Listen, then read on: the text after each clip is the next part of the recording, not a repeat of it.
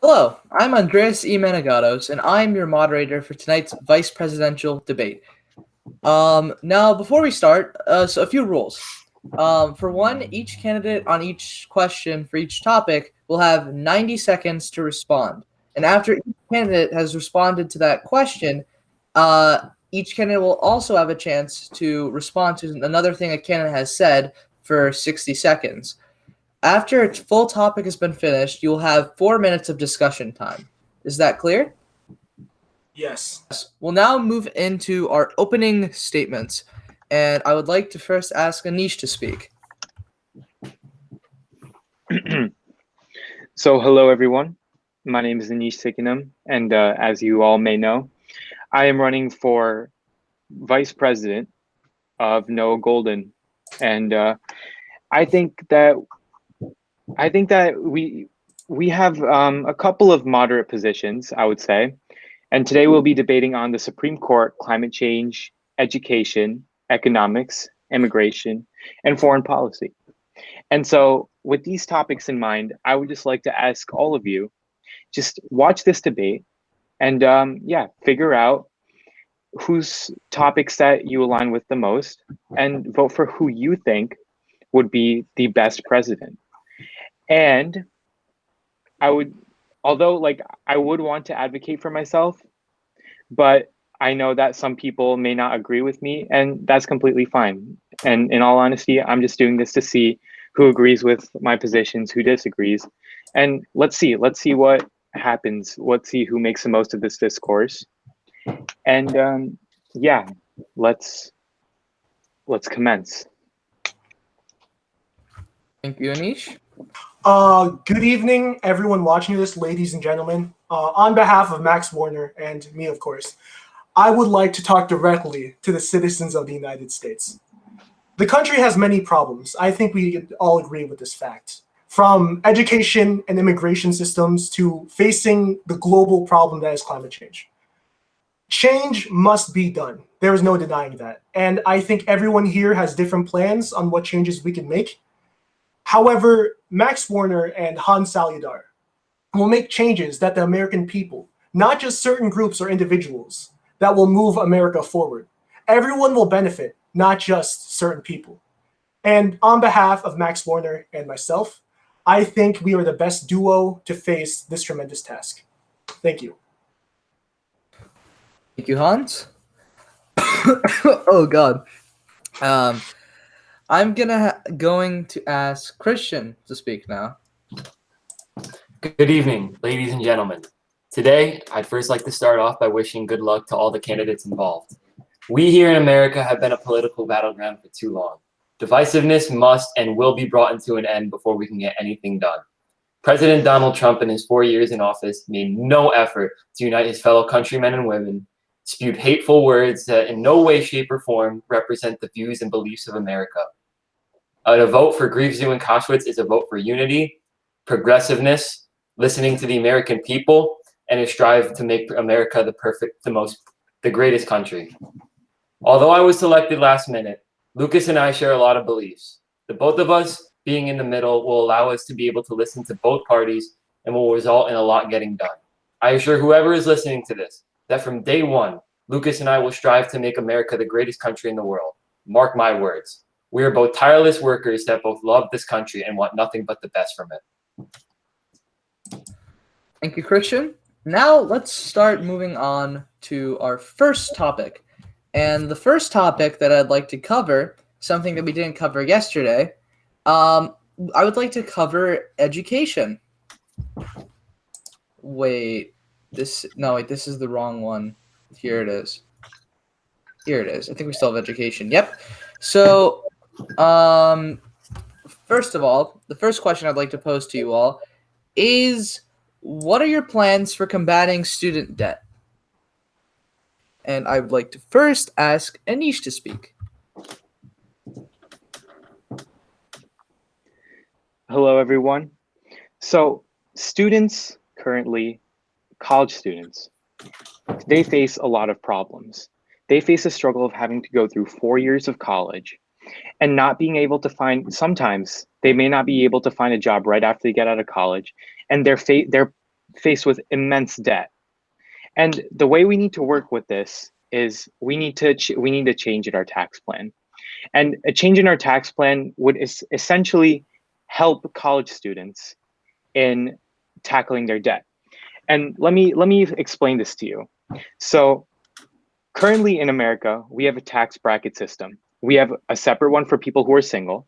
We have a separate one for people who are married. And we have a separate one for people who live in a family and need to support a family of 4. However, this current tax bracket system, it does not support college students, since college students are faced with the same high taxes that people who do not go to college are faced with. And therefore, we propose that we make a separate tax bracket for people who are in college so that they do not have to tackle that big of a tax issue, as well as be able to make enough income and pay off their student loans. Thank you. Thank you, Anish. I would now like to ask Hans to speak on this issue. All right. I think we can all agree student debt is a massive problem in the United States. And currently, the numbers show that the student debt crisis is worth around $1.6 to $1.7 trillion. That is with a T. There is a massive problem when it comes to student debt.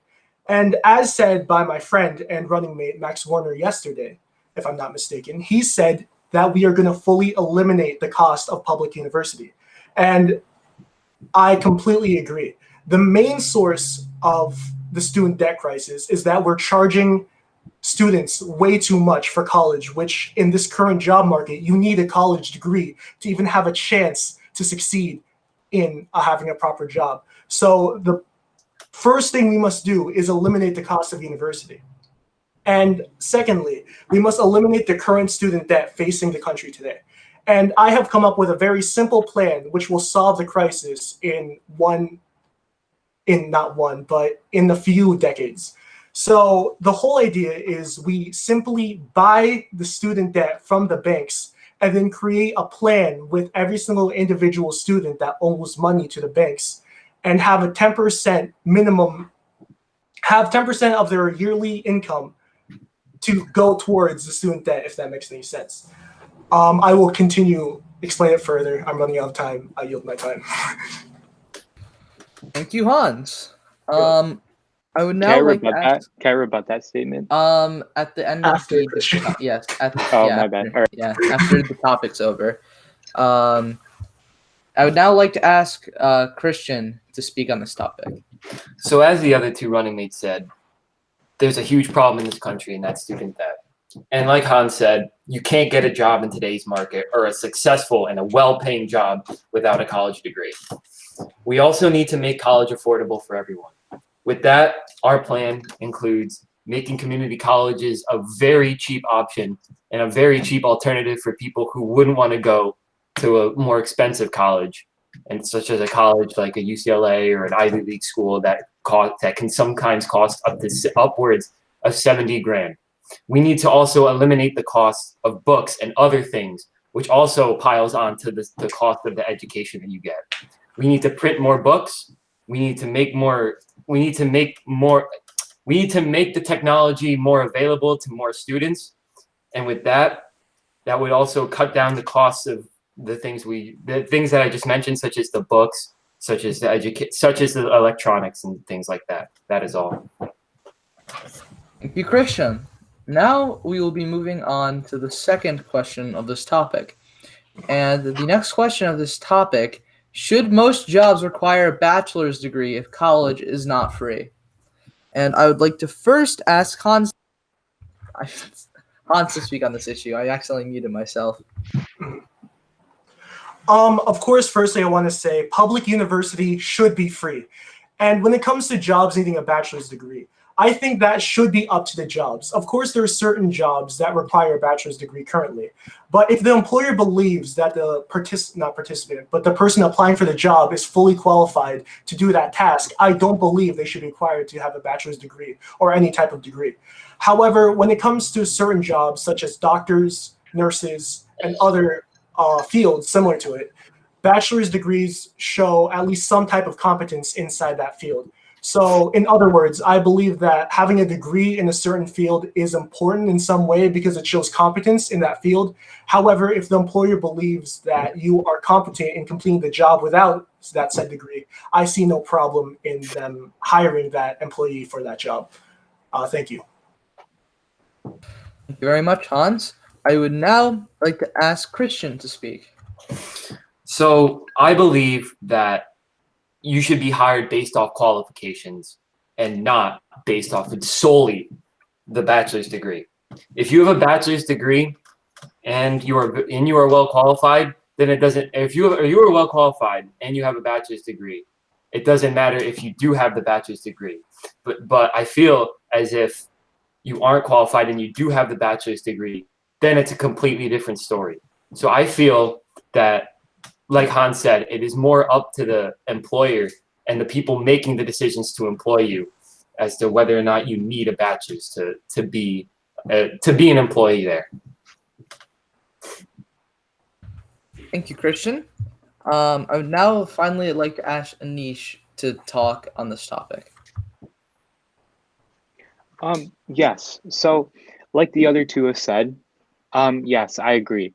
I think that getting a job should be based off of qualifications, like Christian said.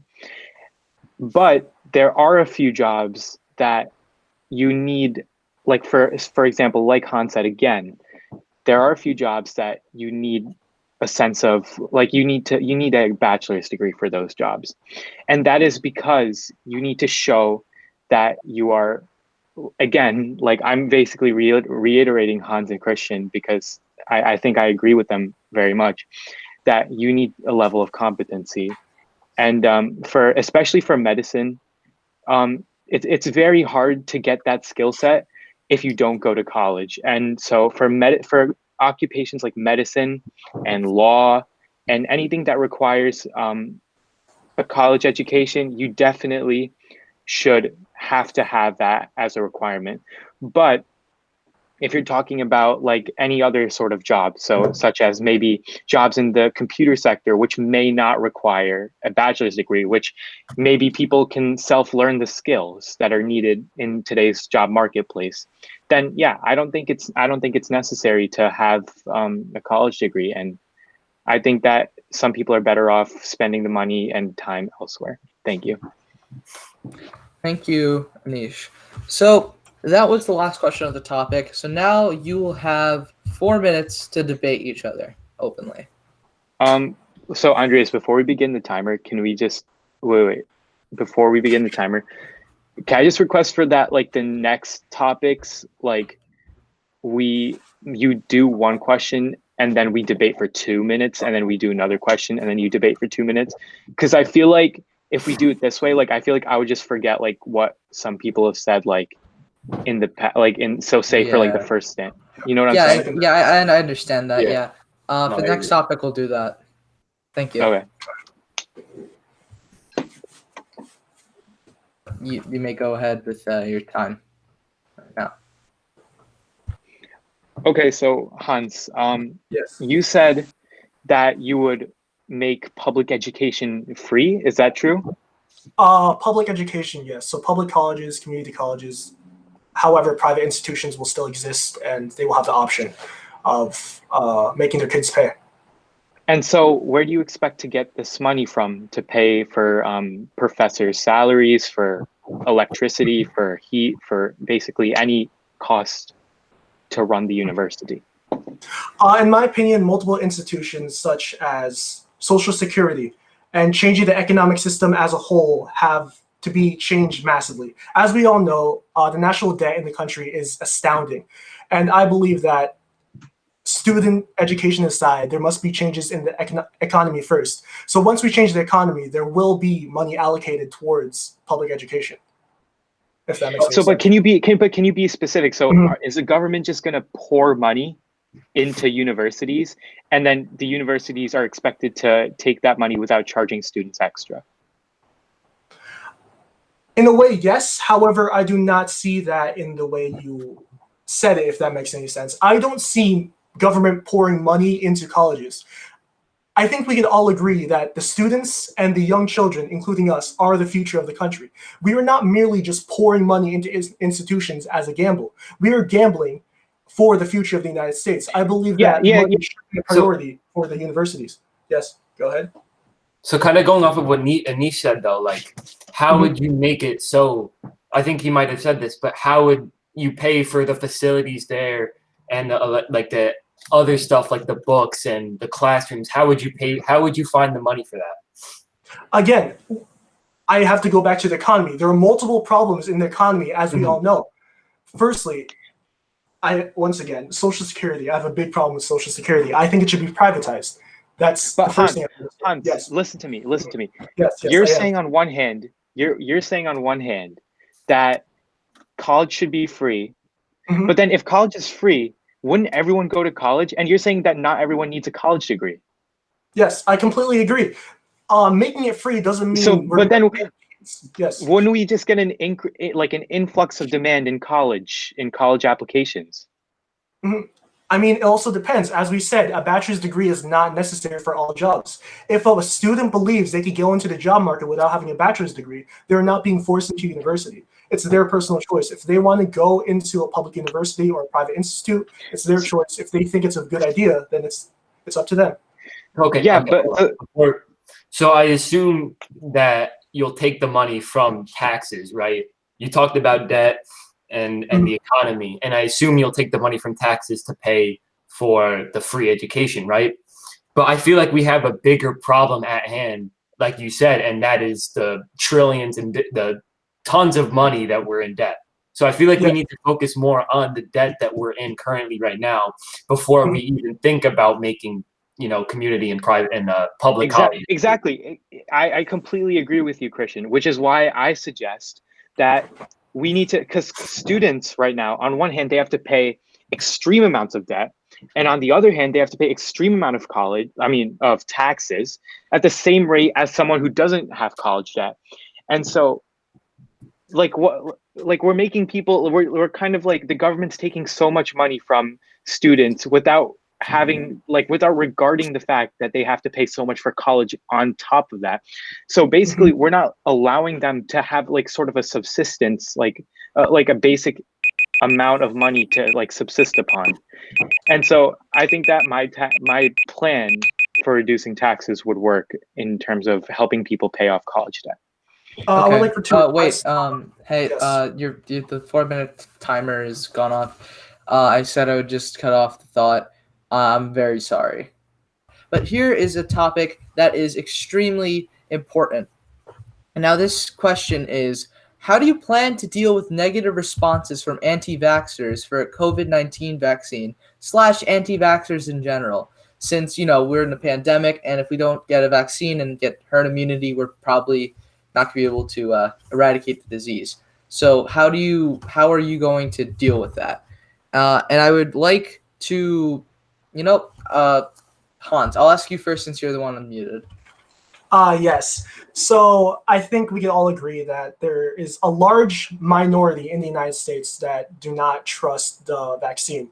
So I think that, of course, they have the right to not trust the vaccine. However, as the federal government, we must ensure that they understand what's going on behind the vaccine, if that makes any sense. So my idea on how to make sure that people trust the vaccine, at least to some extent, is to be as clear as possible. We have to show them the process of making the vaccine, because if we do not show them the process and there's just a cloud of mystery behind the vaccination methods, they will not completely not completely trust the whole process, if that makes any sense. I think the whole idea of the vaccine should be cleared out to the American public, if that makes any sense. I think that's as clear as I could get.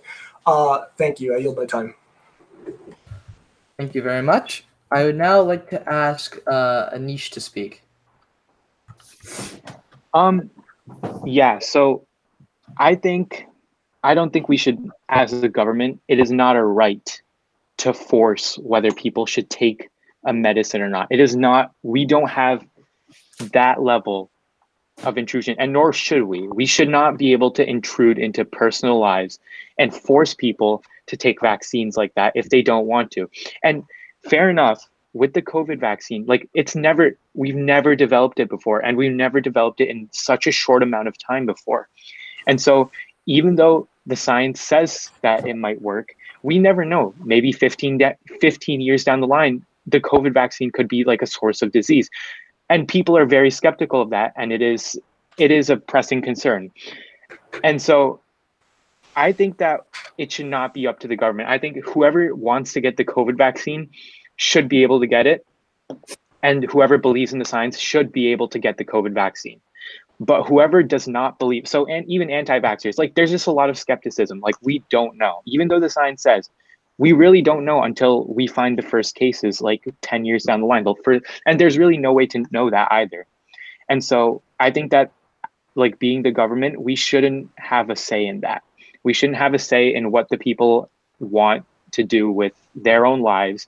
And we shouldn't force vaccines upon them. If they think that it's a good idea, they should go for it. And if they don't want to, then they don't have to.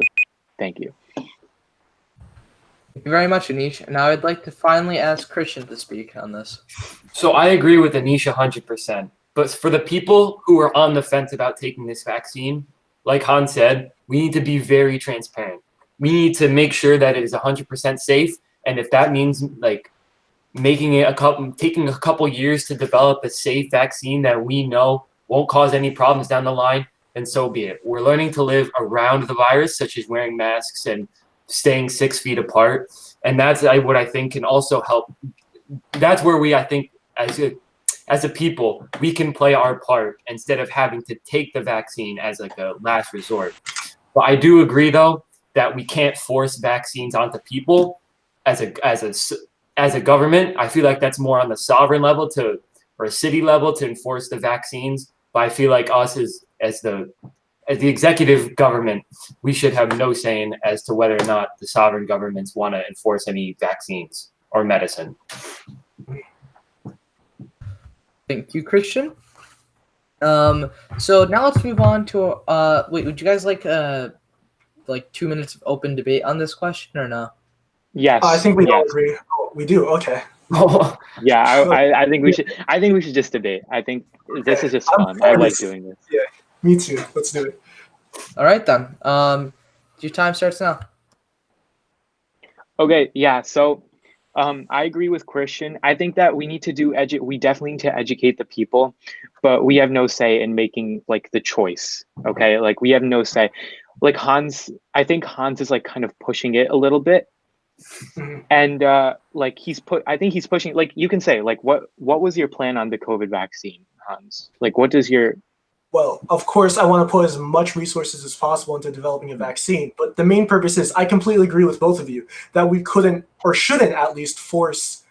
We don't have the power, or let me rephrase that. We shouldn't make anyone take the vaccine if they don't trust it, which they have the ultimate right to. However, as the government, we should show that it is safe as we know it.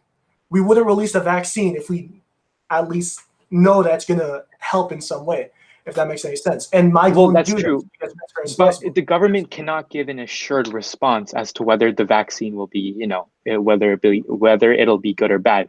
So we can't really say that. Is my issue. All we can do, we can put the facts out there. Right? What I'm saying is, we can put the facts out there. We can say, this is what the vaccine will do. This is exactly what it will do to your body. These are the side effects. If you want to take it, it will significantly lower your chances of getting COVID-19 or even transmitting it. But there may be side effects that we don't know about. So be cautious. It's like the commercials, like for medications, like how they have that extremely long side effects page.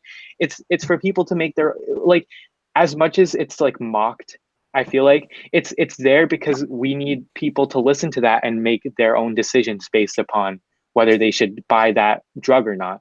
And I think the same should go for the COVID vaccine.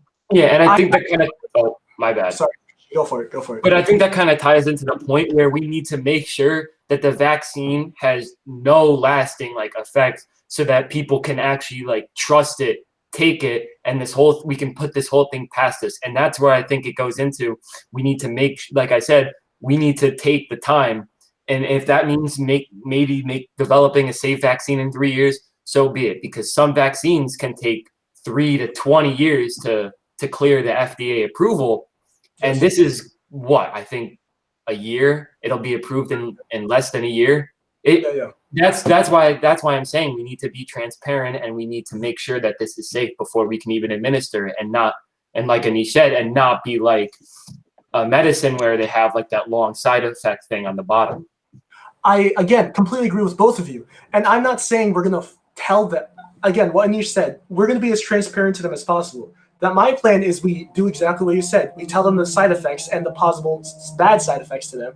However, as the federal government, I think we should show them that it is safe, as Christian said. If it's not safe, I don't believe we should release it to the public. We should make sure it's as safe as possible and tell them the side effects and then release it to the public. Yeah, but Christian says that we should wait 3 to 20 years for it to be done. See, that's where I have a problem, because we're trying our very best to make sure it doesn't have any side effects. Mm-hmm. And right now, COVID is a big problem, okay? We know that it is a problem. Whereas with vaccines, the future side effects, we don't know that. There's a level of uncertainty, and also it's just chance at that point. Whereas if we know something is happening now and we have the means to stop it, I think we should do whatever we can right now to stop it. Like, we should put out a vaccine right now. We should pour as much funding and resources into a vaccine now. We just shouldn't push it on the people, and we should just tell them and be transparent about it. I don't think we should wait 3 to 20 years.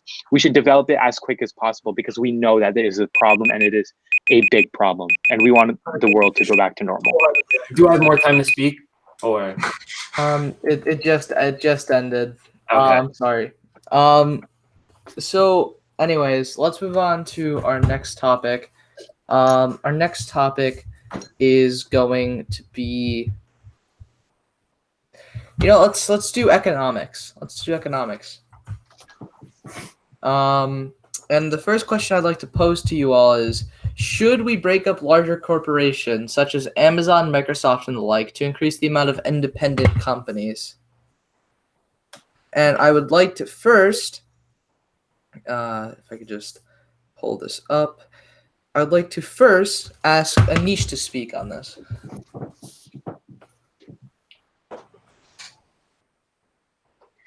Okay, so I think that for this issue, this is a pretty, there are trusts that are in today's society. There are trusts that are taking away people's ability to start new businesses, and they're basically monopolizing the market. And although yeah, it's not like a complete monopoly, like nothing can ever be a true monopoly in our society today. I don't think so. But there are certain companies that may need to be broken up, in my opinion. And I think that there should be a board that should be created, and we should create a set of guidelines. So basically, if a company breaks a specific set of guidelines, then the federal government should have the right to break it up.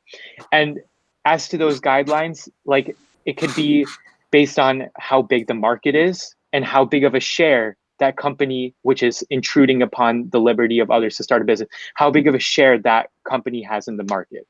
And so I think that with that kind of board setup, which I don't think we have right now, we might, I'm not too sure, but with the setting up of that kind of board to set guidelines and oversee that kind of stuff, we can definitely regulate trusts and start putting regulations on them. Thank you very much. I would now like to ask for Hans to speak on this. Of course. I think me and Anish agree on many of our ideas on how to break up major corporations, or major monopolies, as we like to say. As he said, there's no such thing as a true monopoly. However, there has to be some type of breakup of certain corporations that are all the way at the top that are bullying local businesses. For example, a local Walmart, of course, Walmart is not the only corporation doing this, but it's an example of one, could move into a local neighborhood and steal all the customers from small grocery stores from that whole town, which is a huge problem. So for companies such as that, I believe they should be broken up to at least some type of extent to ensure that there is still some type of competition in local markets. Furthermore, when it comes to smaller businesses, I believe there should be breaks and tax cuts for them, as they are already facing so many problems starting up a business. So I believe that as a federal government, and not just the federal government, but I encourage local governments, of course, I'm not forcing them to, but I encourage them to create ways to help local businesses upstart their ideas, as I believe more competition is better for the market and as a consumer. I think that's enough said. I yield my time. Thank you, Hans. And now I'd finally like to ask Christian to speak on this. So this kind of ties into the debt problem that we're in, but I think we should definitely start imposing like higher taxes on companies like Google and Disney and companies that just completely dominate like the scape of the country. And what I mean by that is take a look at Google. Google owns YouTube. They own a lot, and they kind of took from what Microsoft was building with the whole Microsoft Teams and the Microsoft Word and slides and all that. So I think we should definitely impose higher taxes instead of looking to citizens who may not be making as much. We should definitely, like I said, tax those bigger companies that we know have the money to and put it towards the debt problem that we're in. And that's all. Thank you. I would like to now move on to our next question in this. Wait, Andres, Oh, remember what we said? Yeah, We were gonna. Yeah, can we have our 2 minutes of debate? Oh, yes, you're right. You're right. You have 2 minutes of open debate time. Okay, so Christian, how would you think that taxes would essentially? How would you think that taxes would break up trusts? Why would imposing higher taxes break up trusts and allow smaller businesses to get their share of the market?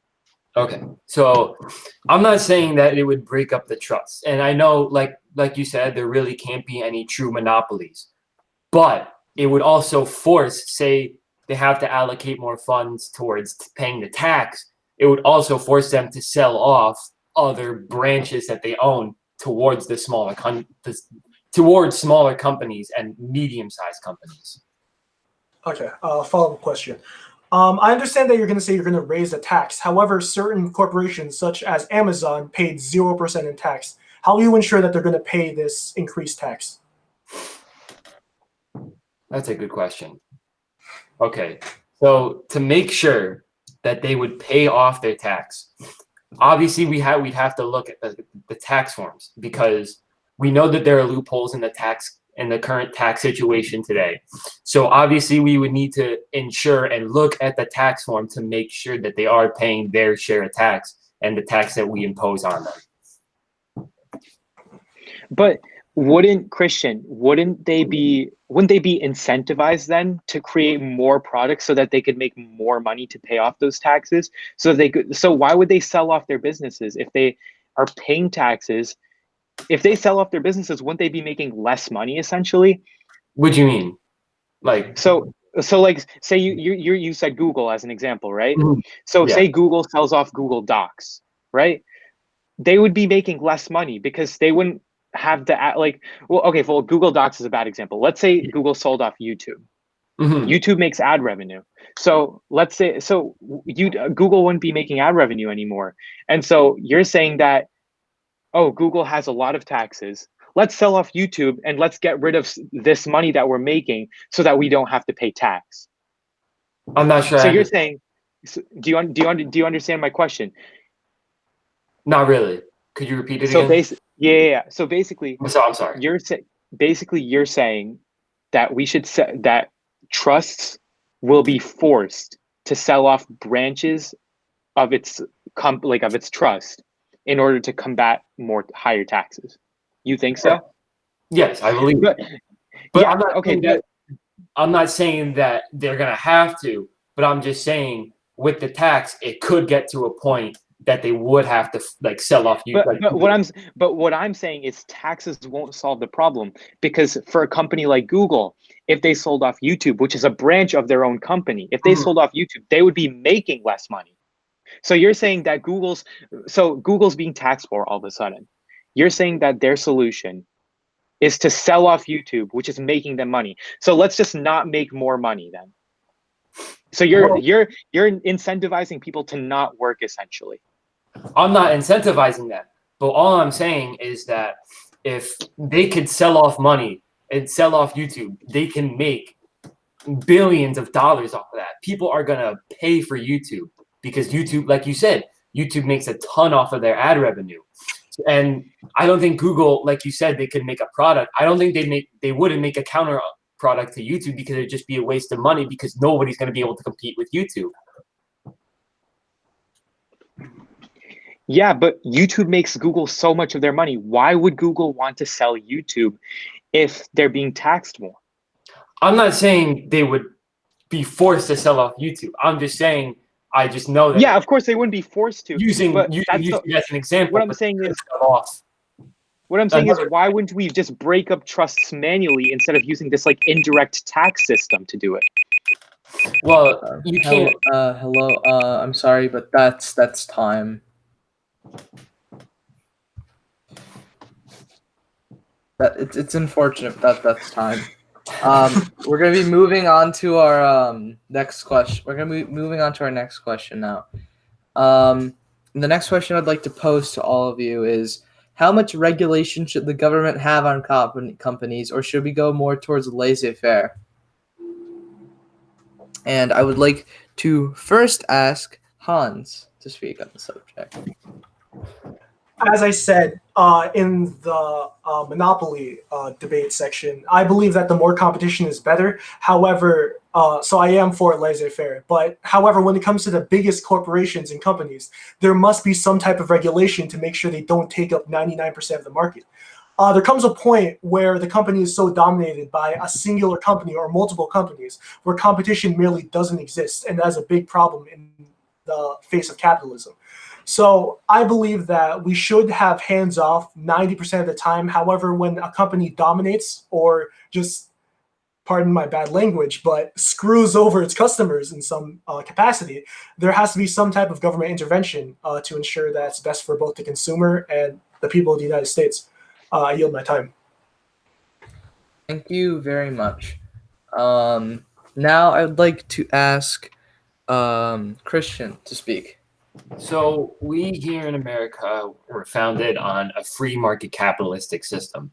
We need to make sure that that capitalist system is good and safe and assures that it is perfectly good for the consumer, the employer, and also the employee in a sense. So what I'm saying is we should definitely be laissez-faire, or we should definitely be hands-off in like the smaller businesses of like the smaller businesses in rural towns and other places. Like Hans said, we definitely should intervene if there is a problem with if there's a problem with the consumer and employers, and if there's a problem at the workplace, we should definitely intervene. I yield my time. I apologize. All right, thank you. And finally, I'd like to ask Anish to speak on this. So here's my plan. We want humanity first and then money, okay? Nothing is more important than the human life. And so currently right now, there's no such thing as a perfectly capitalist market, and there's no such thing as a perfectly communist market. We are somewhere in between on a continuum, kind of like the left and right scale. Where are we on that continuum? We tend to be more capitalist, and capitalism is good, okay? Because it gives the consumer what they want, and it gives the business person an incentive to work harder. But that should be altered in the case of big business. Like I said before, we need to break up big business because we also want, in our country, we want equal opportunity. How are we going to get equal opportunity if there are just big trusts like Google controlling the search engine market? If there are big companies like Facebook controlling the social media market, how are we going to get other companies? How are we going to get them equal opportunity to compete? So in that area, it is in that area that we need to regulate. And other than that, in the smaller market where there are small businesses and smaller consumers, where a business wouldn't take up so much of the market share. And the reason why the companies take up so much market share is especially due to globalization. But we need to regulate that, because obviously our founding fathers didn't see that. So, but small businesses shouldn't be regulated as much as big business. Thank you, Anish. You will now have 4 minutes to debate on this topic. And that starts now. Unless if someone wants to interject, I think we all have very similar ideas and policies on how to fix, or not fix, but our personal beliefs on the topic. Unless Then someone wants to interject. Then would you like to move on to the next topic? Yeah. If other candidates are for it. Okay with Anish. Okay, well, I mean, do you guys have anything to say? Anything to debate? I mean, I think we all agree to some extent. So have we talked about welfare though? Have we talked about welfare? Ooh. you want to talk about welfare? Because I'm up for it. Let's talk about welfare. Let's do right. it. So I think, Go for I it. mean, Nish. listen, this is our time to debate. This is our time to debate. So we could just let's talk about welfare. So I think let me just put my point out there. I think that a welfare system in our country right now is broken. I think that it's broken. I think that we need, instead of a welfare system, there's too much bureaucracy. There's too much bureaucracy, and it's so inefficient for people who don't really understand. Like, maybe they're new to the US. They don't understand English. So how are they going to navigate the huge bureaucracy around welfare? So what we propose is a UBI. And what this essentially does, it strips out all of the bureaucracy. It gets rid of it. It cuts the crap. It's part of my language. It cuts the crap. But it's good because it's the same cost. Because if we give everyone a universal basic income, studies have shown that people who are in the poorer brackets are more likely to use that universal basic income on things they need, such as food, water, immediate needs like food, water, shelter, and heat and electricity, stuff like that. Whereas sometimes welfare, it doesn't exactly give the poor what they have, or like what they need based on what they have. So giving government handouts, like, especially a good example of that is the coronavirus. Like, look at the coronavirus. Like, we're literally handing out money. We're not giving any people any sort of welfare. And by the way, you guys can speak. It's not like I'm not the only one. Okay. You guys can speak. So Let me interject on that. Christian, you want to go first? yeah, sure. So kind of going off of what Anish says, I kind of agree that the welfare system needs to be reformed. And I think there's no way around it. People are taking advantage of it. They're using it as a way to live. And that's not what it's meant for. It's meant for, you came into this country, or say you went bankrupt or something, you need to get right back on your feet. That's what it should be used for. That's where I think we could maybe cut for the people who we know, maybe who take advantage of it. Maybe we could do a tracker, in a sense, track how much they use of welfare towards what they actually need versus what they actually want, in a sense. I would agree on that. However, as Anish said, everyone has different needs, no matter your economic level, but in this case, the less fortunate people economically. A person might need food, and another person might need electricity. So everyone has different needs, and we can't track. I agree. If the effective way to combat that, you can't have one program that encompasses all of those needs. Yeah. The only way you can fix that is with the UBI, because with the UBI, you give the people the choice to spend. With all due respect on the idea of UBI, my only problem with the UBI system is I do agree that it increases competition and it does help with less fortunate people economically, is the idea that it might increase inflation. because we are pouring more money into the No, market. no. But we're not making new money. We're just transferring it. We're transferring Right. it from welfare to UBI. We're not making new money. Therefore, it wouldn't be any source of Guys. inflation. We're just cutting the bureaucracy. Oh, it's time. I think we should move on to immigration. And now for immigration, here's a question that I believe I asked in yesterday's debate, and that would be, this is the correct one. Should immigration in the United States be stricter or looser? And I would like to pose the first question over to the first person to speak. I would like that to be Christian. All right. So I agree that there are people coming in illegally.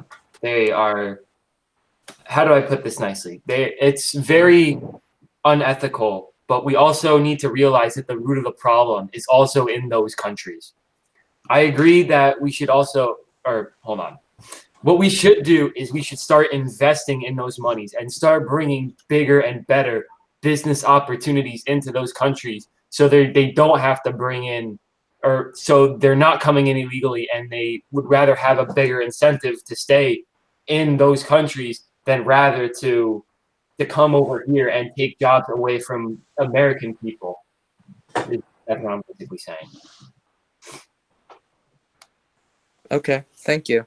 I would now like to ask for Hans to speak on the topic. Okay, all right. I personally don't believe in the terms of making it looser or stricter. I just believe there should be change. Of course, as Christian said, there's a big illegal migrant issue into the United States, and the first thing I believe is we should fix that. So I wouldn't say I support a wall, but I do support some type of barrier and increased security between the United States and Mexican border, as it is the most cross-border in the whole entire world. And the people that are illegally crossing the border aren't just breaking the law, but they're also endangering their own lives. They're crossing terrain that a human should not go through, including deserts, fast-flowing rivers, etc. Furthermore, I do believe that immigration should be less strict and more loose, as in we reform the visa policy. As currently, certain visas will take decades for someone to get into the United States, which is a problem. I believe that the United States is built upon immigrants, and without immigration, I believe the United States will simply fail. So we need to let more immigrants in, although, yeah, we have to let more immigrants in. It's as simple as that. And the way we're going to do that is by fixing the visa policy, making it looser, letting more people in. I yield my time. Thank you. I would now like to ask Anish to speak on this topic. Okay, so I think that what Christian's idea is to I keep saying pour money, but his idea is to, let's say, invest money into other countries. I think that that's not a good idea, because I think we should put our country first. We should, first and foremost, we should use that money to reform our own country and our own systems. That starts with not even a stronger border. Our border is strong enough. The thing is, the stronger we make our border, the more the cartels will just adapt to it. People who are trying to immigrate illegally, they will find a way. And no matter, you'll never be able to stop illegal immigration. It'll happen. No matter how much you increase border security, people will literally dig tunnels in order to get across the border. And it's been done before. There's evidence of that. So my plan, we need to reform the visa system. Like Hans said, we need to reform the visa system, because that is the root of all immigration problems. If we had a proper visa system in this country, people wouldn't be why would people say for example, I want to go to Canada. I don't need to illegally immigrate to go to Canada, because there's a legal way to go do that. There's no incentive for me to go illegally immigrate. So just like that for Mexico, that's what we need to do. We need to make it so that it's easy for people to legally immigrate, so that they don't have to illegally immigrate to come here. Thank you, Anish. And now you will have 4 minutes of open debate time. So I'd also like to, I'm sorry, but I'd also like to add on that we should also, I think this kind of ties into the visa thing, but we should definitely make the application process easier because like Hans has said, it takes decades, it takes years, sometimes decades to become a legal citizen and enjoy the benefits that being a citizen has. But I'd also like to say that we shouldn't just pour random, careless. We shouldn't carelessly pour money into the border because, like Anish said, people are still going to find a way, and we keep pouring money into the border, into border security. But illegal immigrant rates are still doubling, and they're still going up at like a very high rate. I completely agree. However, when it comes to the border wall, I do believe there shouldn't be a wall, firstly, but there should be some type of barrier. Because even if, as Anish said, there will always be illegal immigrants of some kind, no matter how easy the visa system is, which it should be fixed and it should be easier. However, there's still going to be that small minority that are still going to try and cross it illegally. But I at that, believe, but at that, Mhm. at that point, it wouldn't be such of an issue because, like for example, for Canada and the U.S. border, like yes. that border, like yeah, there are probably like illegal immigrants that cross between that border, but there's not much like inside. Like, why would you do that if there's such a, like if there's a legal path to do it easily? If it didn't take 24 years, Mhm. it I takes completely 24. If it didn't take a quarter of a person's life to get into another country, Mhm. then why would people? That's obviously why people are illegally immigrating. Like, if you think about it, why would I risk my life? Why would I risk my Mhm. life being shot by border security, or like being Mhm. caught by border security and being deported again? And why would I do that when I can just legally immigrate easily, like in maybe a process that takes like 6 months or like a year, rather than I like what, like 24 years? Yeah. Yes, I completely No, I agree. agree. The visa system should be fixed. It'll increase legal immigration and reduce illegal immigration. However, the fact still stands. There will still be, for whatever reason, I don't know their personal circumstances, Yes, there's still going to be people that try and for cross. smuggling purposes, there will be Yeah. illegal. But what I'm saying is pouring money into the border won't solve that because Mhm. if you just pour money into making a stronger border, like they'll always just find a way. Like, okay, what if you come up with a border wall? They'll dig tunnels, right? Again, They'll I'm go. not They'll for a border wall, just some type of barrier. It could be a fence. even Because certain no parts, any type of it's, but it would be a waste of money at that point, right? You could just use well, that money, like Christian said, you can maybe invest in foreign businesses at that point. You could have a U.S. investment in foreign business, like that would probably be a better like spending of money mhm. than putting money into the border wall, because that would just like people would just find ways. Even any kind of barrier is what you're suggesting, right? the, Any the kind of problem barrier. we need some type of barrier for the fact that it is the most cross-border legally or illegally, and in certain parts there is no border maintaining between. In certain parts of the American and Mexican border, it is just a clear field where you don't know where Mexico ends and America starts. There should be a clear barrier. But it's the reason it's a clear field is because it's a whole desert. Literally, it's so hot there that Mhm. even if you cross the border, you'll literally die because you won't have enough, like you won't be able to make it to a city. You won't I be able to completely make it to a city with enough food, with enough water. You'll just die of like heat, you'll get a heat stroke and die. That's why there isn't border security there. I completely agree. That's Christian's trying to say something. So I Yeah, think yeah. I know where Hans is coming, where you could have a border wall with, like, how do I put this? So you could have like that border, like the border between, or the kind of the barrier between the border.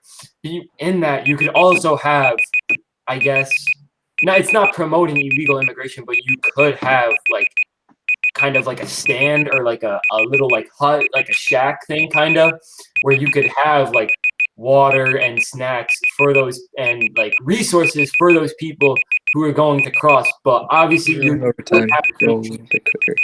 that it Yeah. is legal, and yeah. Yeah. Okay. Thank you for finishing up that thought. I will now. I believe that was the first question. I'm sorry. I'm just trying to get through this. Apparently, there's like a Bing hijacker or something. I'm really sorry about this. I'm like on like my A game today. But the next question that I would like to pose,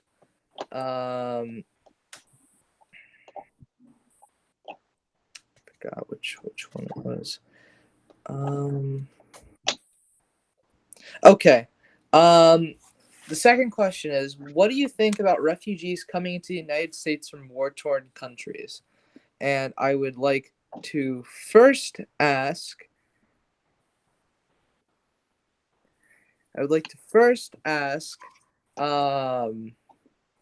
Christian to speak. Okay, so we're seeing what's happening in the Balkan countries. People from Syria and the middle and other countries in the Middle East are coming to the Balkan countries. Let's say, for example, Bosnia. They're having a huge overpopulation crisis and overhousing crisis because they don't have enough land to house all the immigrants that are coming. So they're building just kind of like, I guess, reservations with like tents, and it's not even a proper house at that point. So I think we need to regulate. Kind of this goes into the border security, but we definitely would need to regulate how many immigrants we allow from war-torn countries like that, because you don't want to have a problem like Bosnia or like Croatia, where you're having, or like Serbia, or where you're not having tons and tons of immigrants and you're having this huge overpopulation crisis. But you also don't want to be like Croatia, where you're being very harsh to the immigrants, treating them unhumanely, and not even giving them a chance to start a new life in your country. And that's all. Thank you very much. I would now like to ask Hans to speak on this topic. Yeah. I simply put, I believe we should accept more refugees into the country. The United States is a beacon of hope and a chance to start a new life where you can leave everything behind, and accepting asylum seekers and refugees is a part of that. Of course, there has to be some type of screening, as Christian said, that we have to ensure that we don't accept too many people at one time. However, at the current rate that we're accepting refugees in the Middle East, we should increase that tenfold. However, I don't believe that the United States will be affected by a large influx of refugees, as our population is much greater than, let's say, Bosnia. So a large influx of refugees isn't gonna hit us as hard as Bosnia, for example. So I believe that our country is able to take in more refugees than we are in Bosnia, for example. So simply put, I think we should just accept as many refugees as possible, as the country can hold at least. I yield my time. Thank you, and I would like to finally ask Nish to come up and speak. Okay, so first, I would like to talk about how we treat immigrants and how we treat refugees. I think that America has a sort of being the most powerful country in the world, being the most democratic, the first democratic country in the world, one of the first at least, I think the first democratic republic in the world. We have the utmost responsibility to give people a free life. We have a responsibility to give the people a free life that they have been trying to get, and they've been trying to escape from a war-torn country. Their life has been significantly affected by that, and so our goal is we have to let them in. And the thing is, yeah, there will be security threats, so we do have to check them. We have to do background checks on them, but we have a responsibility. We can't just not let them in because of some stupid quota. Because look at Canada, look at European countries. They're all letting refugees in. They're like, how can they do it, and why can't we do it? And it's our responsibility to do it. Why aren't we doing it? Is my point. We're just trying to be, yeah. That's it. Thank you. You will now have 4 minutes to debate openly on this topic, starting now. I think a lot of us agree with like the one stance that we have.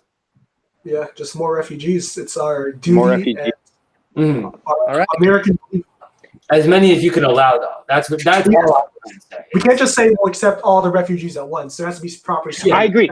No. There will be, just like how I said for immigrants, Mhm. Like how I said that there should, it's not like I'm not asking to strip away the entire, Mhm. like cross the border. There's no policy to cross the border. You can cross the border whenever you want. I'm not saying let's not strip that. Let's Mhm. just make it a lot easier. Same thing Yeah, for yeah. for like refugees and like people who are seeking asylum, because those people, they're coming here to seek a new life. They're coming here in hopes that they will be able to forget, like the horrors of their previous life. So we should give them that chance. I think it's our responsibility, like I've been saying.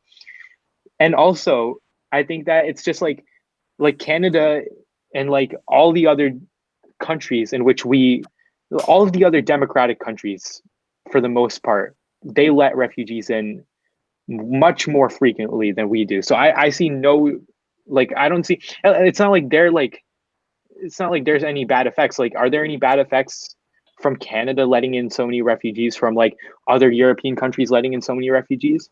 I don't Exactly. think so. Like I haven't seen that. Like there's not really that much of an effect on letting in more refugees into the country, This which ties is, I into the think that, visa yeah, system. go ahead. This goes on to refugees and asylum seekers. The whole system should be greatly changed. As right now, asylum seekers could wait years, which is insane Mhm. to think about. That person fleeing conflict, their family could be in danger, their own lives could be in danger, and they have to wait years for a chance for the new life. That's just absolutely insane, and that must be changed. It's And insane. And all I was trying to say is that we definitely should allow, like Anish said, we definitely should allow as many immigrants as we can. America is a signal and a beacon of hope, liberty, and a new life. But I'm just saying, I don't think that it would get to this point because America is a much bigger country than Bosnia, and I mean much bigger. But I'm just saying you don't want to have a problem where you're like Bosnia and you're having this huge overpopulation and huge overhousing problem. So that's why I'm saying there definitely should be like bigger checks, and we definitely. I'm not well, saying yeah, we limit, but like I guess we definitely do. But yeah, I agree. But I don't think that the US is facing that big of an no, overpopulation no, problem. It definitely isn't, because they're like, look at all the other countries that are like I think Canada is one of the biggest hub for refugees right now, because America just won't accept them. there's only And that's unacceptable, right? That's unacceptable. I mean, but is Canada facing a population problem? no. Not Exactly. That's really. the population we have. Using that Yeah, logic, we at least 10 times more refugees than Canada is, and we're not, which is a problem. Well, exactly. And we're not even letting like 50%. We're like, I don't even think we're letting in 10%. Like Yeah. we need to change that, which is my 100%. point. And yeah, definitely do checks. Like checks are important, because we want to make sure we're not allowing terrorists into the country just like Yeah, yeah, freely, yeah, right? yeah. You don't want to let, Of course, yeah. 99.9% So there of has them to be have some sort of checklists, check. but there has to, yes, I agree. There has to be some type of check to ensure national security. However, it's such a minuscule amount that it shouldn't be like worried about in the public, Yeah. if that makes sense. No, I know what you mean. Like people shouldn't be worried about, oh, there's going to be terrorists with a huge influx of refugees. But again, there should be checks to ensure that doesn't happen, of course. Yeah, yeah. All right. And that's time.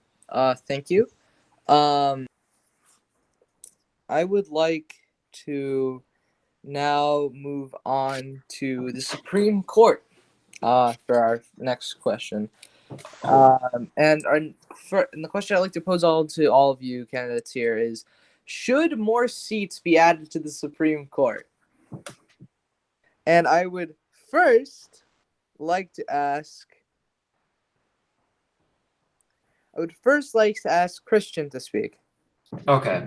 So I think the 9 seats we have, it's a perfectly good system. I don't see really any like visible flaws or like any flaws that there are. There really aren't many. All I'm trying to say is that there definitely should be more diversity in the sense of more political parties to add for more, I guess, not so one-sided leaning decisions. Because the thing is, if you have, I guess, 6 for example, I doubt this ever happens, but for example, you have 6 Republicans and you have 3 Democrats, and the bill is passing an abortion law.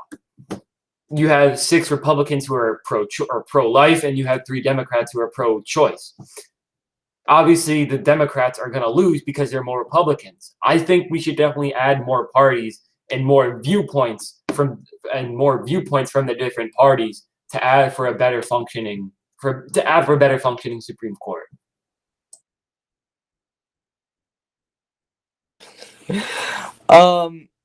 Thank you.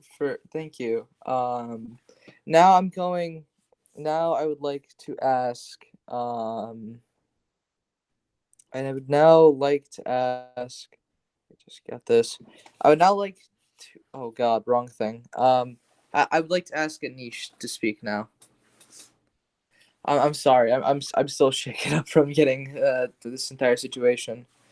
It's all right. You're all good. It's fine. You're good. Okay, so I think that absolutely should not pack the Supreme Court. It would just it's not the Supreme Court. It has worked very well up until this point. It has assisted in making many decisions, and it's not like what's wrong with the current Supreme Court system? Like why are we? There's already the Congress. We already have Congress to have a lot more people and have more individualized sort of representation. Whereas the Supreme Court, it's more like the entire country is looped into 9 people, I feel like. And I think that that's a good thing because it adds to a level of like solitary, I don't know how to say that word. Solitary, like it makes everyone's opinion more like solid. I think it's not as shaky as it would have been, like say if it was made like the Congress, when if we added like more seats and made it more like the Congress, where one seat could like just change the entire decision, and people just fight for. I think the current Supreme Court system is fine. I think that there's no point in changing it at all. I think that just having less people on it makes it so that it's more solid of an opinion. And yeah. Thank you, Anish. And now I would like to let me just see if that was the last person. I would now like to ask Hans to speak on this topic. I think I completely agree with my friends here, Christian and Anish. There is no point of adding more seats. The Supreme Court has been working completely fine for hundreds of years now. There is no need to add more seats or more justices, as 9 is, in my opinion at least, is enough to have enough perspectives and viewpoints on the topics given to the Supreme Court. There's no need to add more. And as said by Anish briefly, adding more seats will just add to more gridlock in debate, or not debate, but like it'll add more gridlock and it'll make the judicial system work even slower as it is already. I believe 9 is the perfect number and there should be no added seats in general. And furthermore, depending on how, if for whatever reason we do add more seats into the Supreme Court, depending on how it's implemented, if we allow, let's say we add what is that, 6 new seats at one time, that'll dramatically change the slope of the political spectrum, as a president will be able to pick 6 new seats, depending on how if it is implemented. So I just believe that adding more seats is just a whole mess and won't work and is completely pointless, as the 9 seats we already have is perfect in my opinion. I yield my time. Thank you very much. Now I would like to go over to our next question. Oh wait, before that, you have 4 minutes of open debate on this topic. But you all agree. Yeah, we agree. So it doesn't matter. Yeah, there's no point in packing the court. Yeah. You guys all agree on it, so it doesn't matter. I don't think. It makes the whole process slower. It's less again, like we're trying to cut down bureaucracy. We're trying to cut down government, make it more simple, and make the true opinions stand out. Whereas adding more seats, it wouldn't do that. I think it would just end up favoring like some sort of political. The reason people. Yeah, we could do that. Yeah. So the next question was a question that I asked to the presidential candidates, I believe, as well. Should the Supreme Court justices be elected, or should they be nominated by the president? At least I think this is the question, or a variation of it. And I would like to ask up first. I would like to ask Anish to speak first on this topic.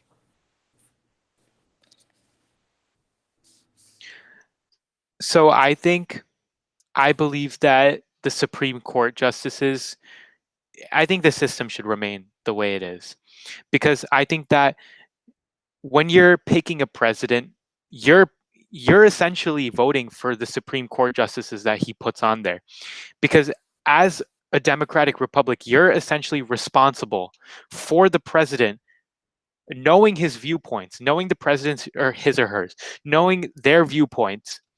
You're responsible for them putting new people onto the Supreme Court. And the reason why Supreme Court justices shouldn't be elected is because it's a life term.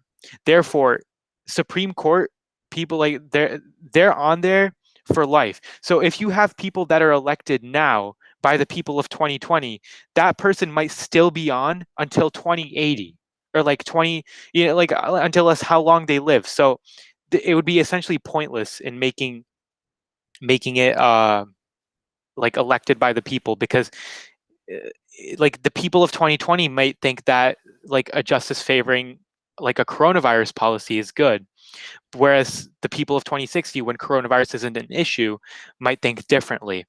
And since it's the same justice that's going to be staying on for that whole time, since it's justice for life, it would just make it like not, I don't think it would be good. All right, thank you. I would now like to. Yeah. Yep. Got it. I will now like to ask Hans to speak. Yeah, I feel like I'm just reiterating at this point, but I completely agree with my friend Anish here. There is no need for an election for justices. Furthermore, what he said, if we do allow justices to be voted by the people, the point of the Supreme Court is to be away from politics as possible. If we allow the people to vote for justices, that'll mean we'll have another election for justices. There'll be basically justice or judges fighting for that position, which is completely ruins the whole point of the Supreme Court being away from politics as possible. For the sake of time, I'll cut it there. I'll yield my time. All right, thank you. I would now like to ask Christian to speak on this topic. I mean, for the sake of time, I really pretty much agree with Anish. I don't think we should like vote because, like Khan said, you're trying to make it as less political as possible, as least political as possible. I really don't think an election would also help that to make it at least political as possible. There's really no point in going furthermore. Okay. So now let's move. So now, do you guys want to have the open debate, or do you guys want to move on to a different topic for time? Keep going. Move on. Yeah. If we need All to- There's no point. Yeah. Got it. So, the next question I would like to ask, did I ask about climate change yet? I have terrible memory. No. Okay, so let's do that then. So the first question I'd like to ask is, what are your plans to combat climate change? And the first person I would like to ask for that is Hans. I think I could speak on behalf of all the candidates here that we think that climate change is a major problem, not just nationally, but internationally. Climate change is, in my opinion, the biggest problem we're facing as a country right now, because it'll affect us. Who knows how it'll affect us in the next few years? Whatever it is, it's not going to be good. So my plan is very simple. Throughout the next coming decades, I want the country to. Oh, sorry, I thought you said something. I want the country to switch to renewable sources, but of course we can't do that overnight, as we have jobs in the coal and oil industry, which the country still relies heavily on. So I believe there should be a slow progression from non-renewable sources to renewable sources throughout the next coming decades. Furthermore, I do support the idea of using nuclear power, as it is, I hate to use layman's terms here, but a good way of generating electricity. I yield my time. Okay, thank you. I would now like to ask Anish to speak on this topic. Okay, all right. My view on climate change, I think that we should switch two aspects of climate change. One, energy production. Two, cars and transportation. Energy production, I think it's straightforward. We should definitely switch to nuclear. I know people have a stigma over nuclear energy because of something that could go wrong during the nuclear, like during if there's even a slight chance of an accident. But I think that with our current modern technology that we have today, we'll be able to screen for those kind of mistakes. We'll be able to know when it's like when there's going to be a mistake in terms of building nuclear reactors.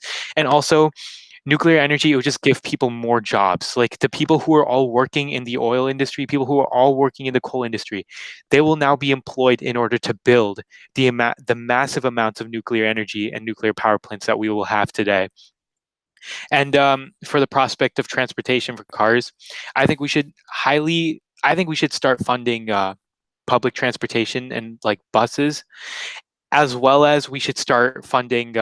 We should start giving people incentives in order to switch to electric cars and not use gasoline as much. And although it might face backlash from people who like work in the power sector and the oil sector, I think it's ultimately the move that we have to face in order to combat climate change. Okay. Thank you, Anish. I would now like to ask Christian to speak. So obviously, we all know that the climate change is real. I think we can all 100% agree that global warming, or whatever you want to call it, climate change is real.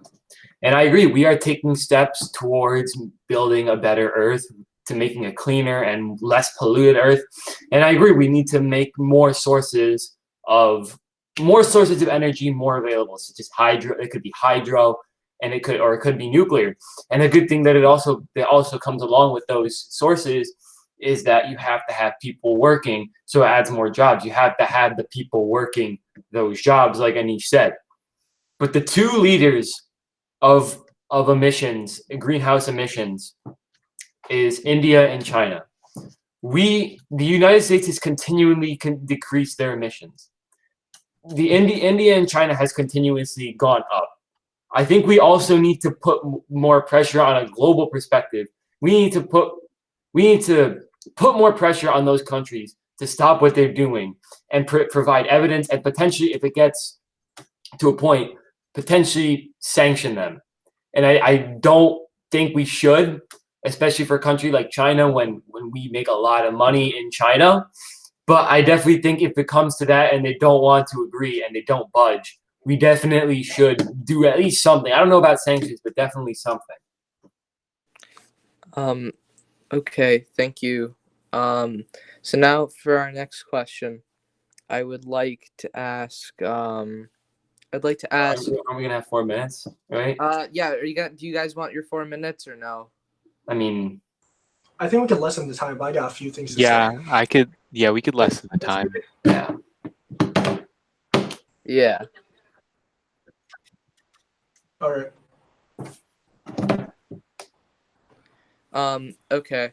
So, I would like to, for the next question, I believe this is another question I asked the presidential candidates, but should businesses be regulated on their use or collection of fossil fuels? And I would like to first ask, Hans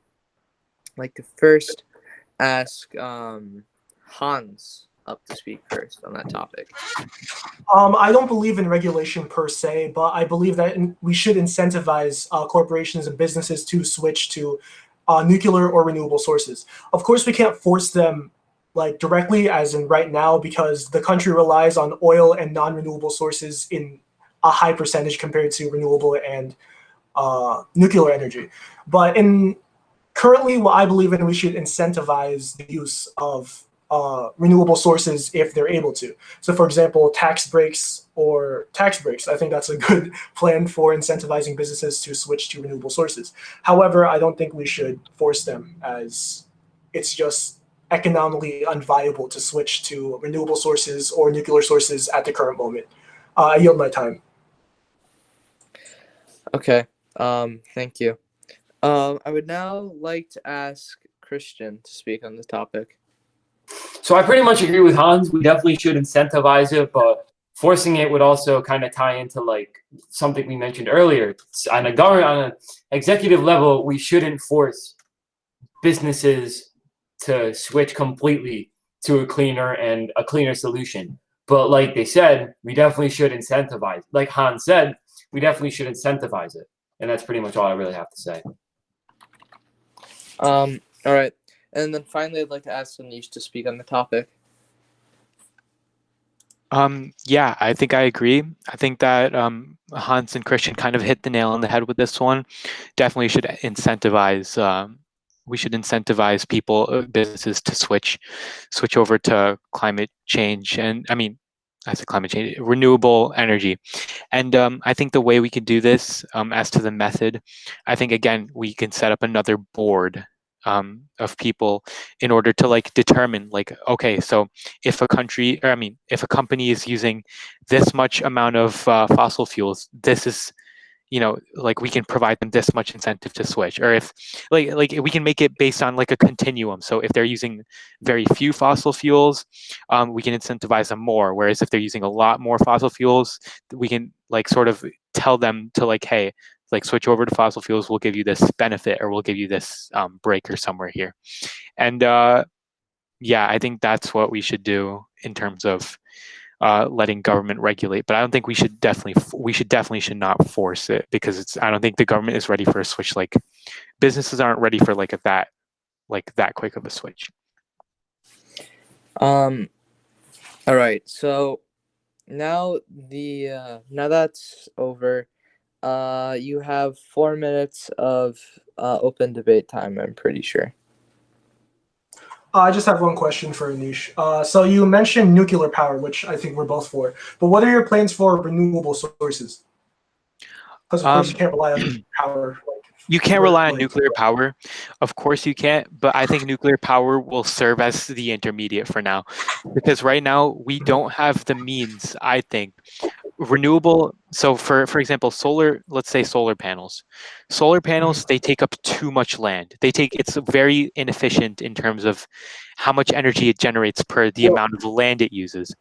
Windmills, they are expensive to maintain, they are expensive to build, and they don't really give that much power in terms of like how much, in terms of like the cost of building. And of course, with hydropower, the problem with hydropower is we don't like hydropower. There are only lakes in like very few areas of the U.S., so it can't be used everywhere.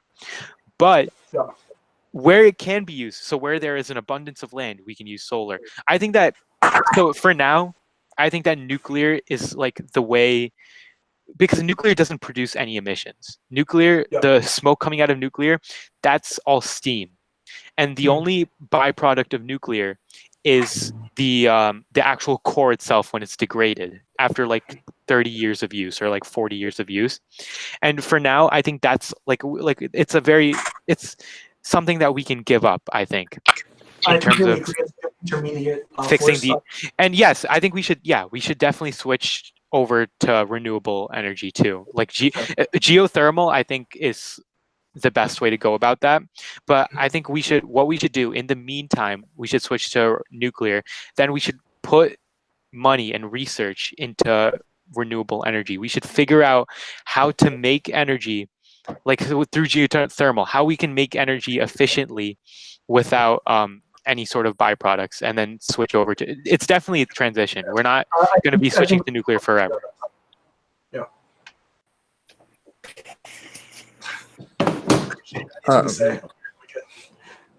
Are you guys done? Yeah. I'm pretty sure. All right. We should move on to foreign policy. Or what else? Foreign policy? Yeah, foreign policy. That's the next topic. All right. So the next question I'd like to ask you about foreign policy is, what are your thoughts on countries such as North Korea, and how should we deal with them? And I would like to first ask. I swear I memorized all this. I'd first like to ask Christian to speak. Okay. So what's going on in North Korea? We definitely should try, and I guess, de-escalate it in a sense. Because we obviously don't want to risk millions, you're talking millions of innocent lives due to nuclear warfare. And you don't want to also do what we did back in 2015, correct me if I'm wrong, with the Iran nuclear deal where we're paying them money that could potentially be used towards nukes. So I definitely think, I guess, not an alliance, but definitely somehow try to de-escalate it, because it would be very, very difficult to de-escalate it when they are such a small country and they are very defensive minded and a very military minded country.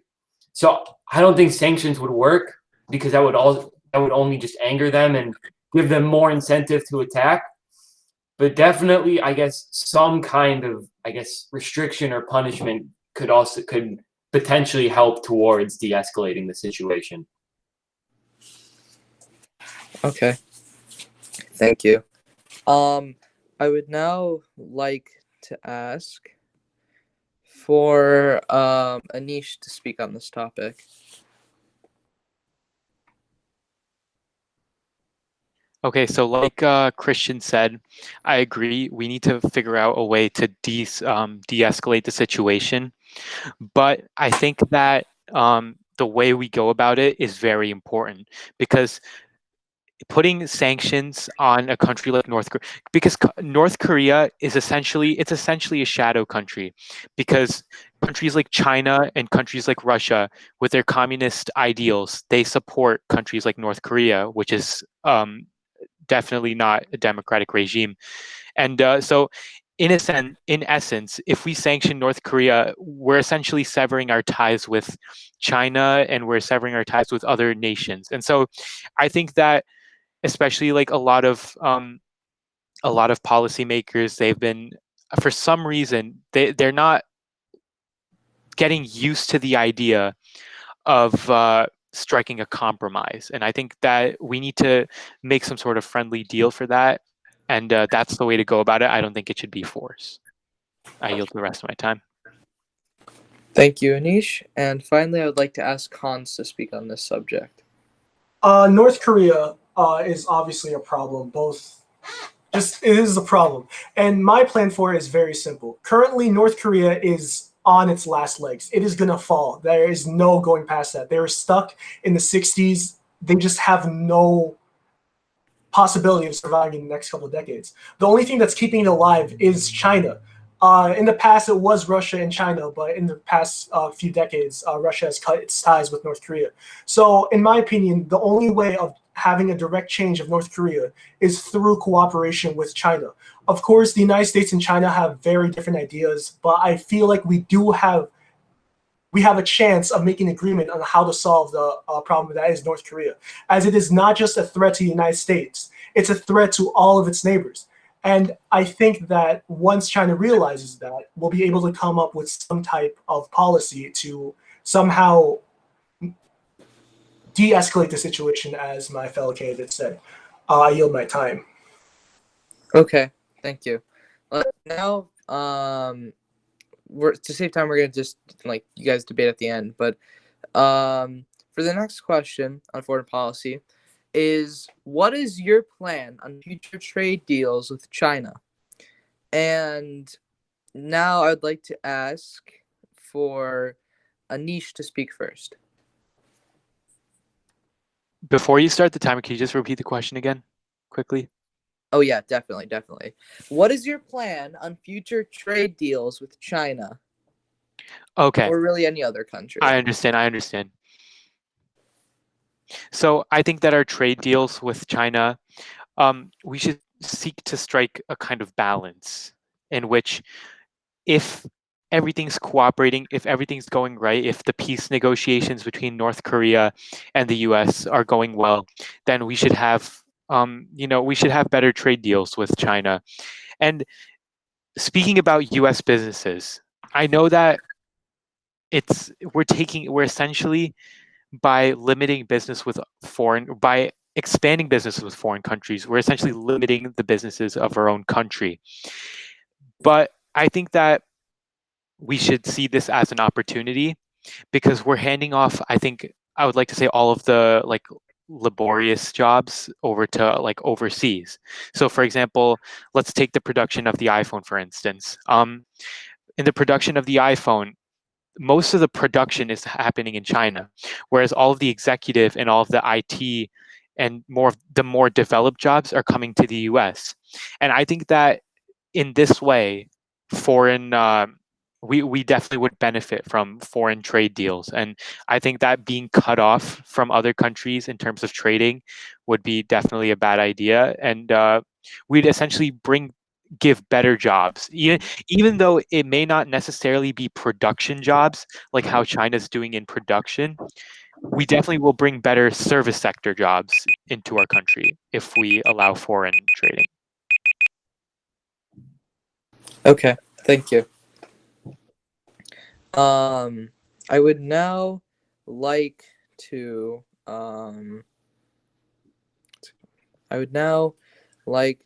ask for Hans to speak next.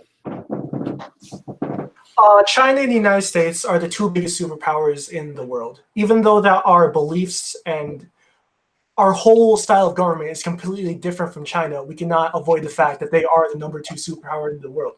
We cannot just add sanctions or tariffs to trade with China. We must cooperate with them, as Anish said. We must find a balance between our two countries. We must find a plan where the United States benefits and the Chinese benefit in some type of way. Furthermore, like Anish said, we must find a plan to ensure that jobs are not being taken away from the United States. Of course, some jobs, such as labor-induced jobs, as Anish mentioned, will probably be tasked for China, as labor is going to be cheaper there, as they are quote unquote less developed and you have a higher population. But there are jobs leaving the United States going to other countries, which is a problem. We must keep jobs in the United States as to the best of our ability. I yield my time. Thank you very much. And finally, I'd like to ask Christian to speak on this topic. So for the trade with China, I definitely think we should continue to trade, but like Anish said, we need to make sure that these trade deals are fair and that they are just. We also need to make sure that the resources and the stuff that we could give to China doesn't potentially go to a country like North Korea or Russia, or a country that like we don't have the best relationship with. We need to make sure that what they're doing is using it for their own gain and not for any other country gain, any other country's gain. And yeah, that's pretty much it. I yield my time. All right, thank you. Do you guys want the 4 minutes to discuss, or would you like to move on to the bonus question? You guys got anything? I'm good. I don't know. We'll move on. All right. So Ooh, bonus. the bonus question is to say something good about another candidate. And I would first like to ask Christian to speak.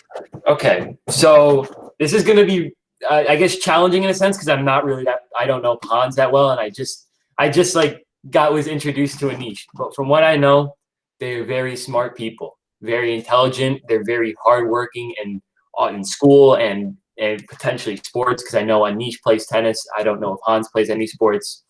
And I also know that they are very good friends based off of what I've heard off from them. I know I'm friends with Nick Carroll, who's a friend of Hans, and I know that they play Xbox a lot, and they're in a lot of Xbox parties together, and I have not heard one bad thing about Hans, nor have I heard one bad thing about Anish. And that's all. All right. Thank you.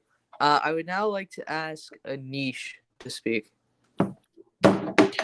Yeah. So like Christian said, I think that all three of us, we all are very smart. I think we all have our own reasoning, and we're very firm, I think, in what we think.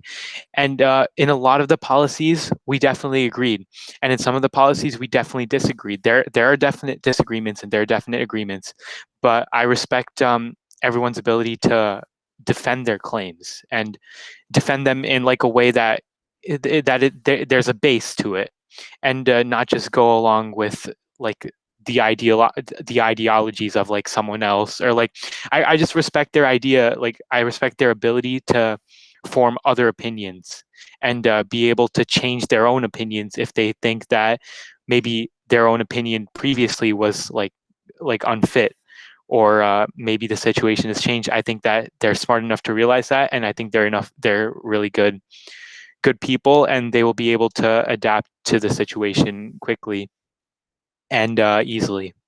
And so, yeah, I do respect them for that. Thank you, Anish. And finally, I would like to ask Hans to speak. Again, as Christian said, I met Christian not even 2 hours ago. So, and compare that to Anish, I've known him for like the majority of my life. But I have so much respect for both of them. Just being here in general, you can't help but respect them. This is a high pressure, takes a lot of preparation, and the fact we're all here is a big effort for all of us. And I could do nothing except respect that. And as Anish said, we all are here with different platforms. We agree on some policies, we definitely disagree on others, but we all have our different opinions, and at the core of it, we're just trying to help the nation.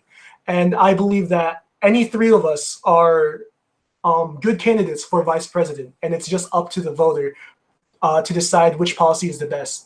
And again, I cannot help but just respect everyone here, both Anish and Christian, as it takes a lot of, again, pardon my language, but balls to be here, as it takes a lot of effort just to debate between one another, and they've done an amazing job debating. I yield my time. All right, thank you. Before we move on, Noah, do we have enough time? Do you have enough time to give them 10 minutes of open? Not at all. Okay. So let's move into closing statements then. So I would like to ask first. I would like to ask Christian to speak on his closing statement first. All right. Divisiveness is never a good thing. With a united country, more can be accomplished, and people can live a better life in peace and harmony. We must also focus on unity, but also the problems at hand, such as border security, climate change, our foreign policy, and our economic structure. While there are more problems that this country faces, we must be able to unify before any of those problems can be solved. I would like to thank the moderator and both candidates for being here tonight and taking time out of their night to participate in this. I urge all of you to vote for Lucas and I this coming Saturday. Thank you very much. I would now like to ask Hans to speak. It is clear the United States needs a strong leader, especially nowadays with the coronavirus and the many problems we have, both socially, economically, and politically. We need a leader that will move us forward without forgetting or leaving what makes our country great. The United States needs a leader that promotes bipartisanship and cooperation, not working for their own personal beliefs or opinion, but working towards what will make the country best for everyone. And I believe me as vice president and Max Warner as president will be the best duo in combating the systems that are broken and the changes that need to be made to ensure the country stays great. I yield my time. All right, thank you. And finally, I'd like to ask Anish to speak. So, over the course of this debate, we have heard multiple different viewpoints. But I think that you will see, as you have heard all of our opinions, that there's one main difference between mine and Noah's campaign and the campaigns of others. And it is that while other people's campaigns, they prioritize security, they prioritize money, they prioritize business, we prioritize humanity. And we think that humans are running the country. And we think that humans should be at first priority. The human life is the most important thing we need to preserve.